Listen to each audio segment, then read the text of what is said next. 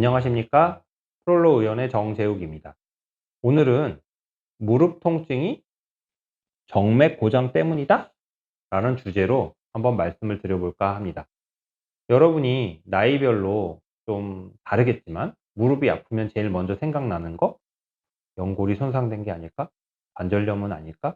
혹시 축구하다 인대 다친 건 아닐까? 여러 가지 이유가 있겠죠. 여러 가지 이유가 진짜 있습니다. 그래서 그것을 정확하게 진단하는 것이 의사들의 역할이죠.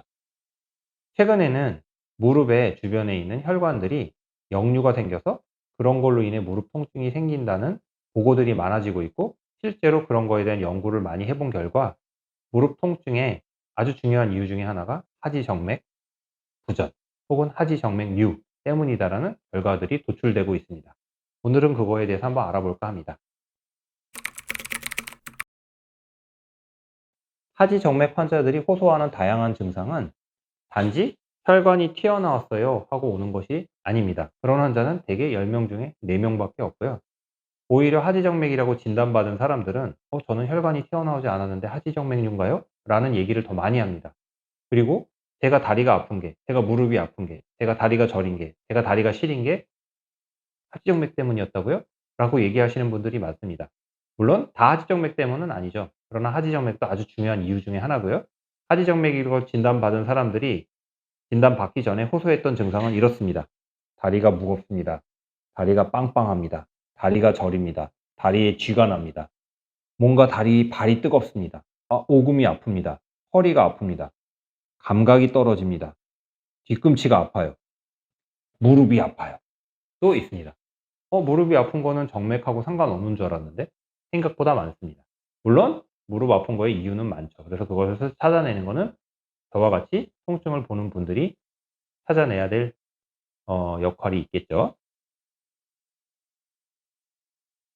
자, 이거는 다리 정맥의 간단한 모식도입니다. 여러분의 이해를 돕기 위해서 그린 거고요.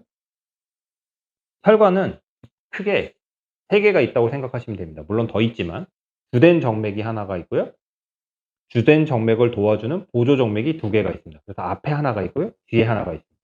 앞에 있는 걸 대복제 정맥, 뒤에 있는 걸 소복제 정맥이라고 합니다. 이 3개의 혈관은 모두 힘을 합쳐서 다리에서 피를 심장 쪽으로 올려보냅니다. 얘의 역할은 피를 올려보내는 겁니다. 이 올려보내는 혈관이 고장이 나서 만약에 피가 내려오면 그걸 역류라고 하고요.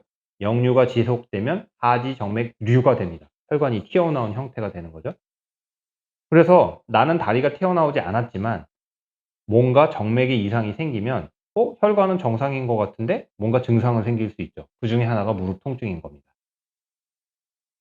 요거는 조금 더 자세하게 표현한 건데, 요 파란색으로 그려놓은 표가 뭐냐면 무릎 주변에 있는 혈관입니다. 얘는 무릎 근처에 있는 예를 들면 슬개골이라든지 연골이라든지 혹은 피부에서 피를 머금고 깊은 정맥 쪽으로 들어가는 겁니다. 이렇게 올라가야 정상인데 얘도 만약에 올라가지 않고 역류가 된다. 그러면 무릎 주변에서 피의 순환이 잘 일어나지 않고 순환이 잘 일어나지 않으면 통증이 생길 수가 있는 거죠. 그래서 이거는 슬개골 주변에 있는 작은 정맥, 망상 정맥이고요.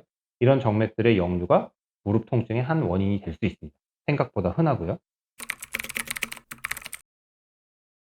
그러면 이제부터 제가 무릎 통증의 원인이 하지정맥일 확률이 있는 사람에 대해서 간단히 말씀을 드리겠습니다. 물론 이 법칙이 적용되는 건 아니기 때문에 전문의의 진료가 필요하겠지만요.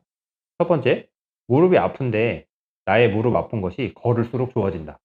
그러면 그거는 무릎 통증의 원인이 관절염이나 연골일 확률이 적습니다. 왜냐하면 무릎이 아픈 사람은 무릎이 아프기 때문에 걷는 게 힘들거든요. 그런데 오히려 걸을수록 괜찮다. 그것은 무릎 주변이 아프지만 실제로 무릎 관절이나 연골은 별로 이상이 없을 확률이 높습니다. 두 번째, 난 무릎이 아픈데 스쿼트를 잘한다. 스쿼트는 되게 연골에 자극을 주는 어떤 운동인데요. 그거 자체가 잘 되는 사람은 무릎의 어떤 손상보다는 혈관의 문제일 확률이 좀 더 높습니다. 물론 항상 일치하는 건 아닙니다만. 세 번째, 나는 무릎이 아픈데 주로 아픈 상황이 가만히 앉아 있거나 밤에 잘 때 누워 있을 때 아프다. 뭔가 24시간 계속 아프다. 그것은 일반적인 무릎 통증의 원인과 좀 다릅니다. 무릎이 아픈 거는 대개 계단을 내려가거나 아니면 좀 많이 걸었다거나 아니면 등산을 하고 나서거나 아니면 운동을 많이 했다거나 이런 상황에서 주로 아프고, 내가 누워서 자고 쉬고 있을 땐 되게 무릎이 아프지 않습니다. 연골 손상이든 관절염이든. 그런데 이상하게 나는 누워 있거나 앉아 있는데 갑자기 무릎이 막 아프면서 지리지리하고 불편하고 시리고 그러다 또 좀 좋아져요. 예를 들어서 뇌의 증상이 그렇다면 그거는 어떤 혈관의 이상에 의한 무릎 통증일 확률이 꽤 높습니다. 물론 정확한 건 검사를 받아 봐야겠지만요.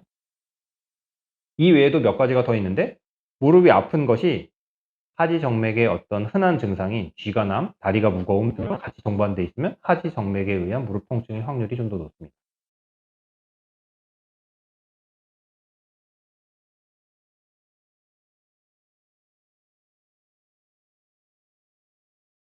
제가 말씀드린 것을 유의 깊게 한번 들어보시고, 혹시 내 무릎 통증이 그런 어떤 패턴을 보인다면 '내가 아픈 것이 무릎 관련된 정맥의 고장에 의해서 아픈 게 아닐까?'라는 생각을 해 보시고, 필요하다면 그런 것에 대한 검사를 받아 보시기 바랍니다. 정확한 진단은 전문의가 진찰을 한 후에 초음파 진단으로 확진을 할 수 있고요. 만약에 내가 무릎 아픈 것이 정맥에 의한 거라면 정맥에 대한 치료로서 환자분이 불편하신 무릎 통증이 사라지실 수 있습니다.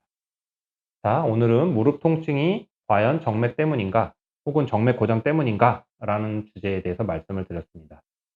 잘 살펴보시고 혹시 질문 사항이 있다면 댓글에 남겨주시면 답변을 제가 해드리도록 하겠습니다.